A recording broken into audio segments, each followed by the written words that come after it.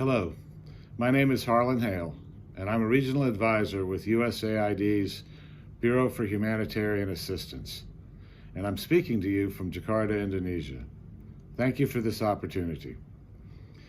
There's a school of thought that says there's no such thing as a natural disaster.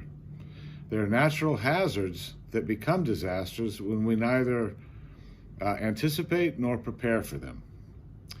East Asia Pacific region is one of the most hazard-prone, high-risk regions in the world, and an increasing number of people are exposed to risks that are potentially life-threatening and destructive.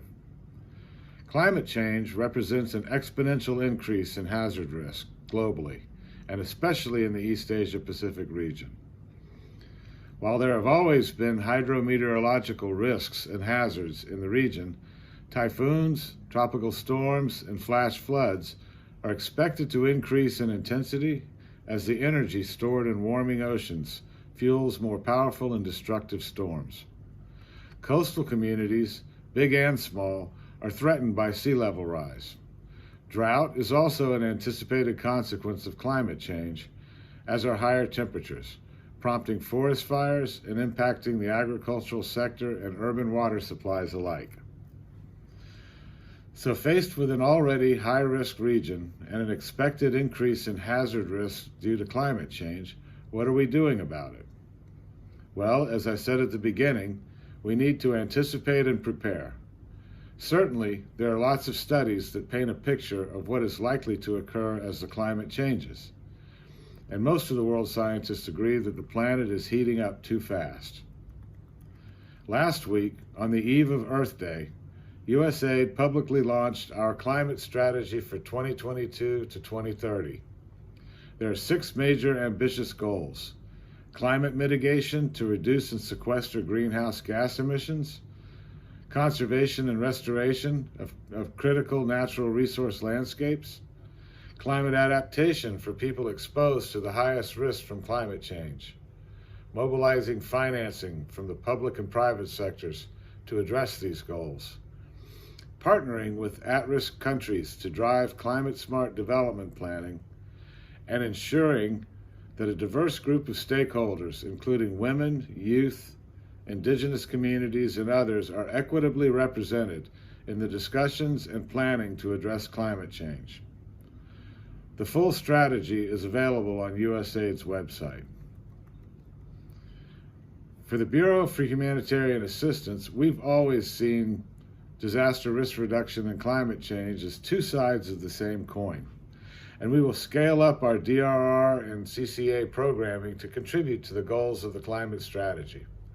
Our current DRR program priorities in the region will serve as the basis for scaling up climate adaptation. Namely, raise the awareness and preparedness of at-risk households and communities. Number 2, promote and support multi-hazard end-to-end early warning systems. And 3, enhance the capacity of first responder agencies to lead the whole of society in addressing the impacts of hazards on communities, infrastructure, and economies. Climate adaptation will feature more prominently and explicitly in our programming.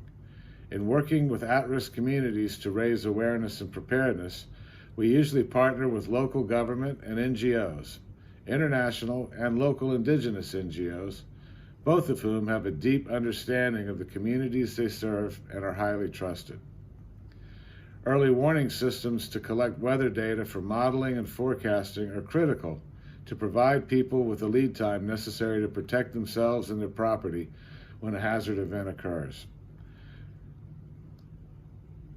We work with a variety of U.S. government scientific agencies like NOAA, NASA, USGS, and our National Weather Service, as well as with the UN Meteorological Organization, WMO, and in partnership with national government counterpart agencies in the region to improve modeling, forecasting, and alerting.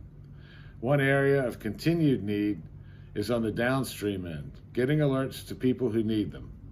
And we will look to support technological approaches that can deliver the last mile where they are needed. And finally, we will continue to work with government counterparts in the region to strengthen and enhance the capability of civil defense and disaster management agencies to effectively respond when disaster events do occur. In addition, we support technical assistance and training programs for first responders, including National Red Cross Red Crescent societies and local NGOs. Increasingly, we look to involve and engage the commercial business community in disaster risk management, often by focusing first on the impact of disasters on their own businesses. So, in closing, we are already living and working in one of the most high-risk exposed regions in the world. Climate change will make it worse. We will continue to partner with and support governments in the region, international organizations, civil society groups and NGOs, and the businesses to address climate change. The stakes are too high and the impact too large for DRR and climate change to be the sole responsibility of national governments. Only through working together, each party bringing their knowledge, expertise, and resources to the table, can we manage these risks, adapt our communities and economies, and build the resilience that is required to face the threat posed by climate change. Again, please visit USAID's website for a full copy of the USAID Climate Change Strategy. Thank you very much.